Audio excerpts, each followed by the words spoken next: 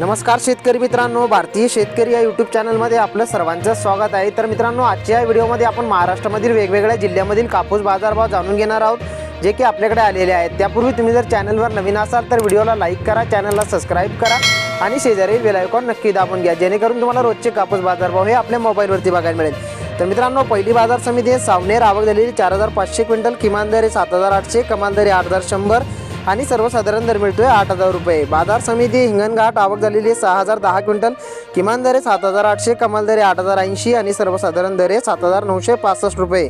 बाजार समिती बारामती, आवक झालेली 22 क्विंटल, किमान दर 5500, कमाल दर 7726 आणि सर्वसाधारण दर मिळतोय 7460 रुपये। बाजार समिती वरुरा खांबाडा, आवक झालेली 470 क्विंटल, किमान दर मिळतोय 7300, कमाल दर 7900 आणि सर्वसाधारण दर मिळतोय 7600 रुपये। बाजार समिती पारशिवनी, आवक झालेली 600 क्विंटल, किमान दर 7900, कमाल दर 7950 आणि सर्वसाधारण दर मिळतोय 7925 रुपये। बाजार समिती राळेगाव, आवक झालेली 3600 क्विंटल, किमान दर 7700, कमाल दर 7985 आणि सर्वसाधारण दर 7950 रुपये।